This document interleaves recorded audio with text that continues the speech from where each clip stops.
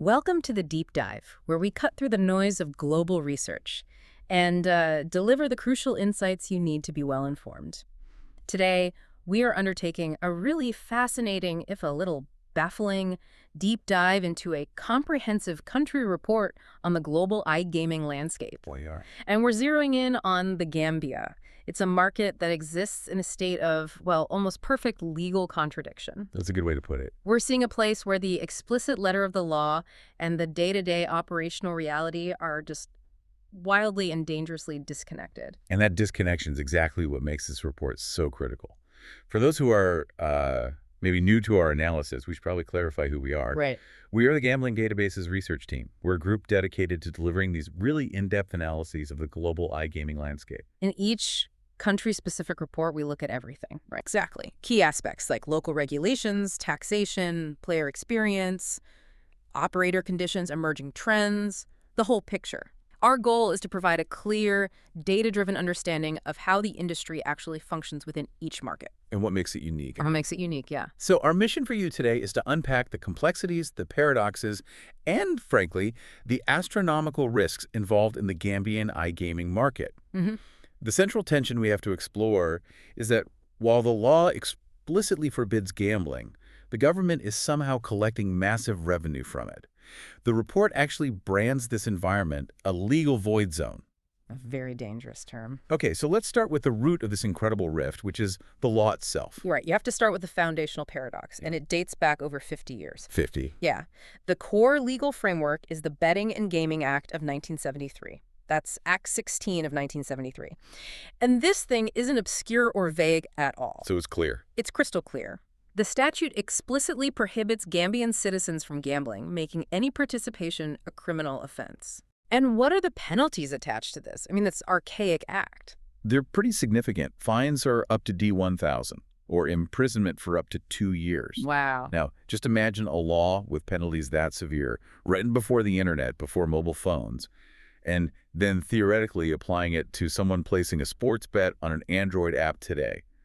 The law is a complete lockdown. So if the law is that clear, a complete prohibition, punishable by jail time, how is there even a market at all? We're tracking an $80 to $100 million market here. And that's the operational absurdity. The report notes that despite this clear prohibition, enforcement is, well, it's absent.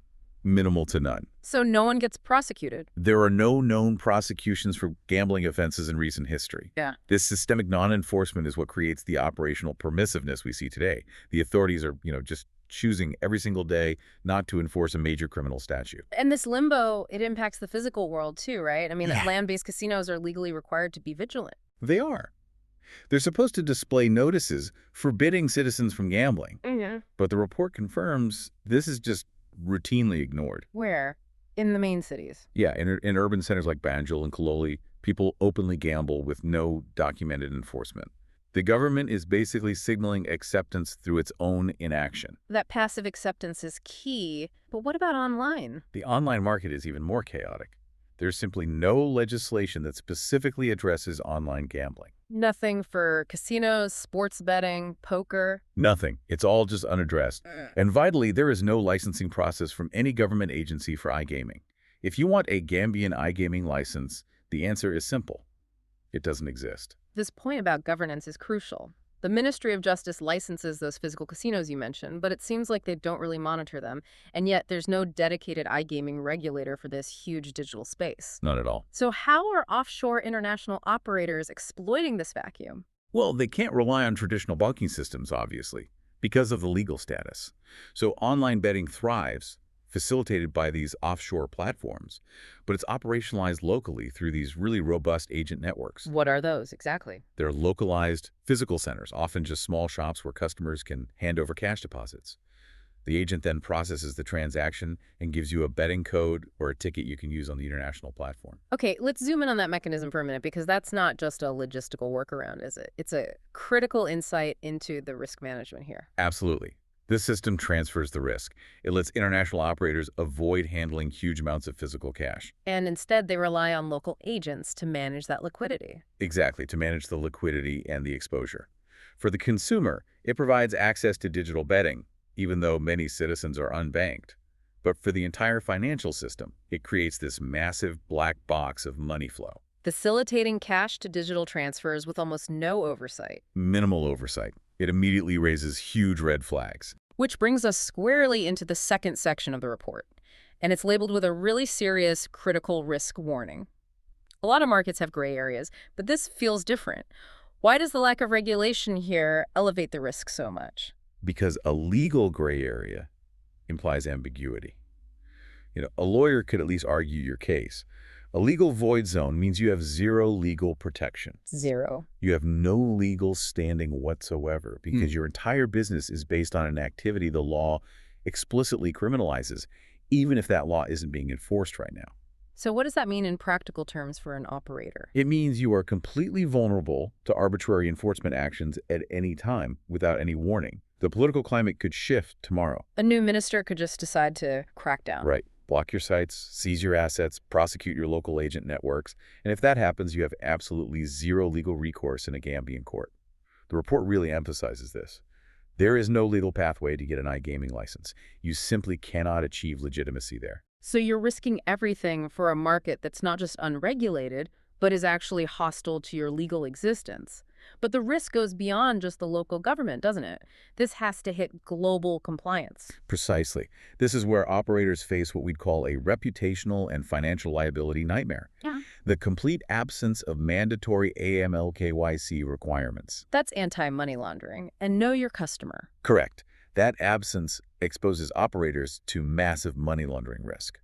Operating here is like asking a global bank to handle money for a business where every customer wears a mask. And that kind of non-compliance has specific global consequences. It absolutely does. It can lead to severe international sanctions against the operator itself. More commonly, it leads to correspondent banking problems. Explain that. Okay, so if your bank, say a major institution in London or New York, realizes you're handling large sums of cash from a jurisdiction known for high-risk, non-KYC transactions, they can just unilaterally shut down your accounts. Which would block you from moving funds globally. Catastrophic for an international business.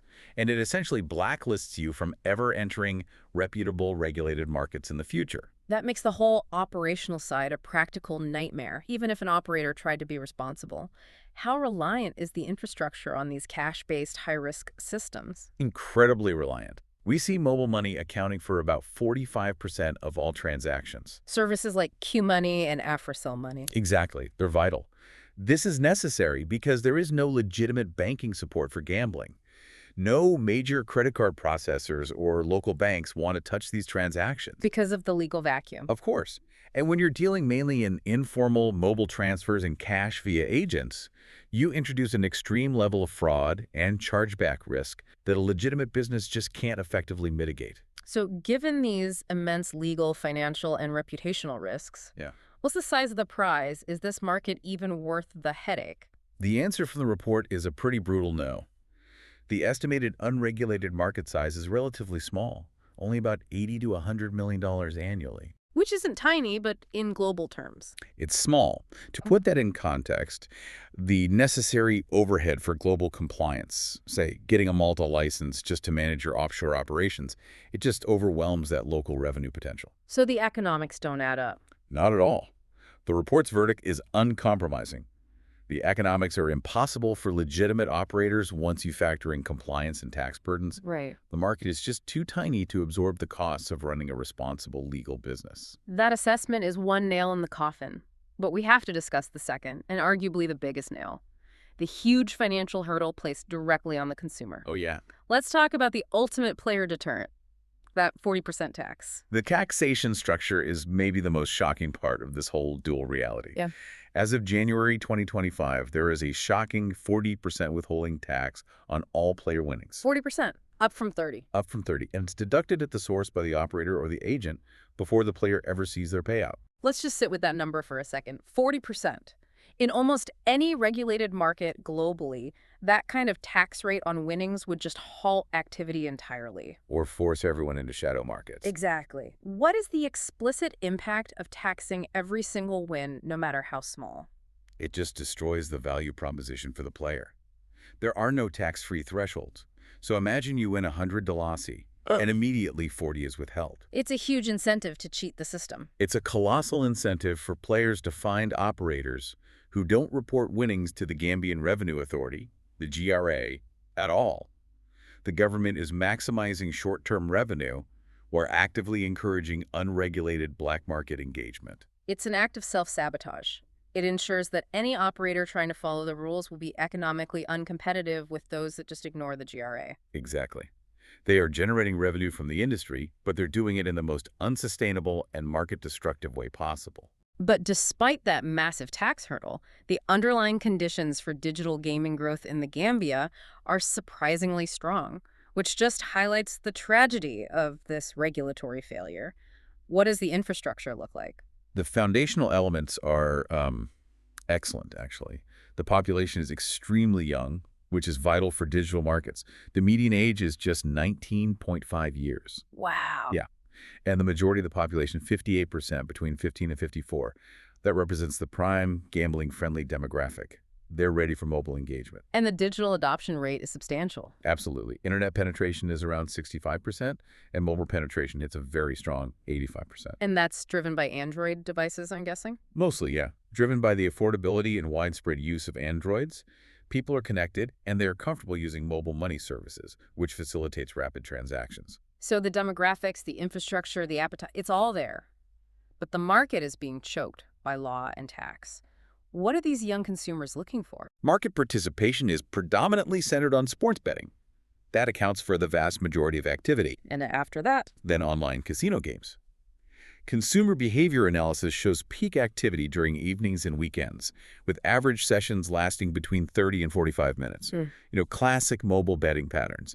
This market is actually growing at a healthy 12 to 15% annual rate. Fueled by this young, digitally savvy base. Exactly. So what does this all mean when we put the pieces together?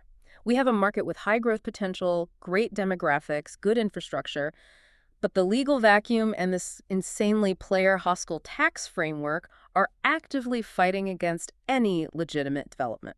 That is the entire story. The Gambian government is collecting substantial revenue, that whopping 40% tax, so they're clearly aware of the industry's economic activity. Yeah, the GRA, yeah. Through the GRA.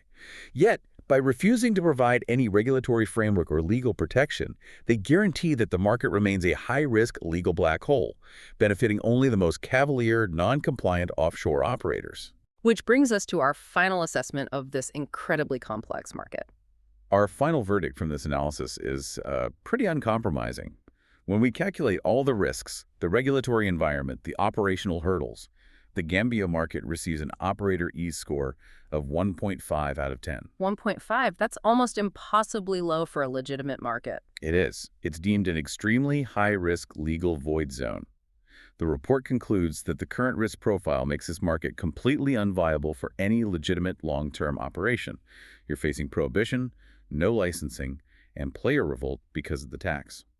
That is a stark warning for any potential investors. But let's leave our listener with one final provocative thought, building on the government's dual role here. Okay. Given that the Gambian Revenue Authority is so effective at collecting that substantial 40% tax, showing clear functional awareness and, dependence on this revenue stream, what specific incentives would need to change for them to finally create a viable, regulated pathway for operators? That's the real question. Is the current situation, collecting high tax without the administrative overhead of real regulation, so financially painless for them that formalizing the market just isn't worth the trouble? Or is the sheer political risk of acknowledging an industry that's explicitly prohibited by law too great for them to ever move past this operational contradiction?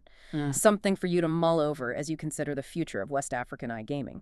And for the full text of this and other country reports, you can visit our website at gamblingdatabases.com.